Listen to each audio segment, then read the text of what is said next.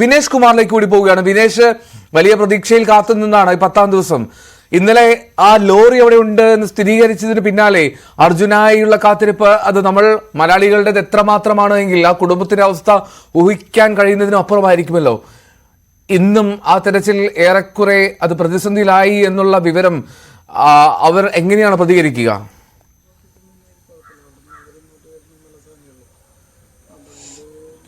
എൽദോ, ചില കാത്തിരിപ്പുകൾ വേദനാജനകമാണ്. നമുക്ക് കണ്ണാടിക്കൽ നിന്ന് കാണാൻ കഴിയുന്നതും അതുതന്നെയാണ്. കാരണം അർജുൻ്റെ മൃതദേഹമെങ്കിലും തിരിച്ചു കിട്ടുക എന്നുള്ള ആഗ്രഹിക്കുന്നവരാണ് അവരുടെ കുടുംബവും അതുപോലെ തന്നെ ബന്ധുക്കളും നാട്ടുകാരുമെല്ലാം. പക്ഷേ ഇത് അനിശ്ചിതമായി അനന്തമായി നീണ്ടുകൊണ്ടിരിക്കുന്നു. ഈ ഒരു പ്രക്രിയ അനന്തമായി നീണ്ടുകൊണ്ടിരിക്കുന്നു.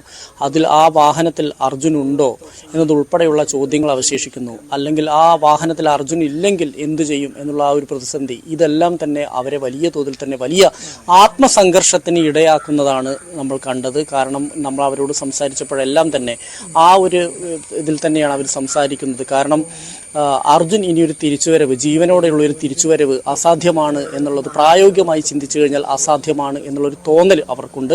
പിന്നെ വലിയ അത്ഭുതങ്ങൾ സംഭവിക്കണം. അത്തരത്തിലൊരു അത്ഭുതങ്ങളൊന്നും സംഭവിക്കാനുള്ള സാധ്യതയെക്കുറിച്ചും അവർ എന്തായാലും കാണുന്നില്ല. കുടുംബത്തിനെ സംബന്ധിച്ചിടത്തോളം അർജുൻ നഷ്ടപ്പെട്ടു. പക്ഷേ അർജുൻ്റെ മൃതദേഹം ഒരു നോക്ക് കാണാനുള്ള ആഗ്രഹമെങ്കിലും ആ ഒരു ആഗ്രഹമാണ് അവർ പറയുന്നത്. അർജുൻ്റെ മാതാപിതാക്കളും സഹോദരങ്ങളും ഭാര്യയും എല്ലാം തന്നെ കാത്തിരിക്കുന്നത് അങ്ങനെയാണ്. കാരണം അർജുൻ ഈ രക്ഷാപ്രവർത്തനം നടക്കുന്ന ഈ ഷിരൂരിൽ അർജുൻ്റെ സഹോദരനുണ്ട്, ഭാര്യ സഹോദരനുണ്ട്, മറ്റുള്ള ബന്ധുക്കളുണ്ട്, നാട്ടുകാരുണ്ട്. ഇങ്ങനെ 100-150ഓളം പേർ കോഴിക്കോട് നിന്നുള്ളവർ മാത്രം അവിടെയുണ്ട്.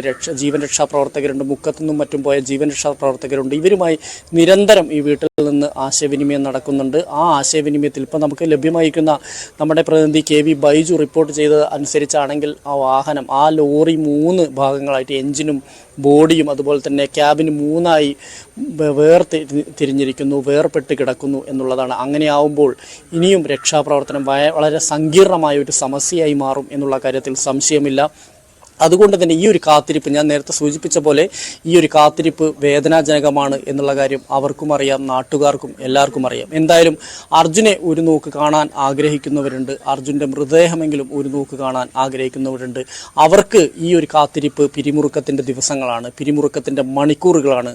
നിർണായകമായ ഒരു ദിവസമായിട്ട് പോലും ഇന്നും അർജുനെക്കുറിച്ച് യാതൊരു വിവരവും ലഭിച്ചില്ല എന്നുള്ളത് ആളുകളെ സംബന്ധിച്ചിടത്തോളം, ബന്ധുക്കളെ സംബന്ധിച്ചിടത്തോളം, കുടുംബാംഗങ്ങളെ സംബന്ധിച്ചിടത്തോളം അതീവ സങ്കടകരമായ ഒരു കാര്യമാണ്, അതീവ വേദനാജനകമാണ്. ആ ഒരു അവസ്ഥയിലേക്കാണ് അവരുടെ കുടുംബം പോയിക്കൊണ്ടിരിക്കുന്നത്. നമുക്ക് ചിന്തിക്കാൻ പോലും കഴിയാത്തത്ര വേദനയിലേക്ക് അവർ പോയിരിക്കുന്നു. കഴിഞ്ഞ 5-8 ദിവസമായി വേദന തിന്നുകയാണ് അവർ കരഞ്ഞ് അവർക്ക് കണ്ണുനീർ വറ്റിയിരിക്കുന്നു എന്നുള്ളത് അവർ തന്നെ പറയുന്നുണ്ട്. ഭക്ഷണം കഴിക്കാൻ കഴിയുന്നില്ല, ഒന്ന് കിടന്ന് സമാധാനത്തോടെ ഉറങ്ങാൻ കഴിയാതെ 8-9 ദിവസമായി അർജുൻ്റെ ബന്ധുക്കളും കുടുംബാംഗങ്ങളും ഇങ്ങനെ ജീവിക്കുകയാണ് ചെയ്യുന്നത്. എന്തായാലും നമുക്ക് അവരോടൊന്ന് സംസാരിക്കാൻ പോലും കഴിയാത്ത അവസ്ഥയിലേക്ക് അവർ മാറിയിരിക്കുന്നു. കാരണം നിസ്സഹായരാണ് അവർ. ആ നിസ്സഹായരായ മനുഷ്യരുടെ വേദന എന്ന് പറഞ്ഞാൽ നമുക്ക് ചിന്തിക്കുന്നതിലും എത്രയോ മുകളിലാണ്. എന്തായാലും നമുക്ക് അർജുനെ തിരിച്ചു കിട്ടും, ജീവനോടെ തിരിച്ചു കിട്ടും എന്നുള്ള പ്രതീക്ഷ ഒരു 90-95% ഇല്ല. എങ്കിൽ പോലും ആ ഒരു ദൗത്യം ഇനിയും പൂർത്തിയാക്കാൻ കഴിയാത്തതിൻ്റെ, അല്ലെങ്കിൽ അർജുൻ്റെ ലോറി കണ്ടെത്തിയാൽ പോലും അതിൽ അർജുൻ ഉണ്ടോ എന്നുള്ളത് പോലും ഇനിയും സ്ഥിരീകരിക്കാൻ പറ്റാത്ത സാഹചര്യത്തിൽ അവിടെ കുടുംബാംഗങ്ങൾ ഇപ്പോഴും വലിയ വേദനയിൽ തന്നെയാണ് നിൽക്കുന്നത്. എന്തായാലും നമുക്ക് ഒരു ശുഭകരമായ വാർത്ത എന്തായാലും KV ബൈജു റിപ്പോർട്ട് ചെയ്യും എന്ന് നമ്മൾ പ്രതീക്ഷിച്ചുകൊണ്ട് തന്നെ നമുക്ക് കാത്തിരിക്കാൻ മാത്രമേ ഈ ഒരു ഘട്ടത്തിൽ കഴിയുകയുള്ളൂ. എൽദോ, വളരെ പ്രധാനപ്പെട്ട കാര്യമാണ്. പക്ഷെ അപ്പോൾ പോലും നമ്മളിങ്ങനെ കാത്തിരിപ്പ് അനന്തമായി നീളുന്നതിൻ്റെ ഒരു ദുഃഖം അത് വലുതാണ്. ഒരു തരത്തിലും നമുക്ക് അർജുനിലേക്ക് എത്താൻ കഴിയാതെ പോകുന്നു എന്നുള്ളതാണ് ഏറ്റവും സങ്കടകരമായിട്ടുള്ള കാര്യം.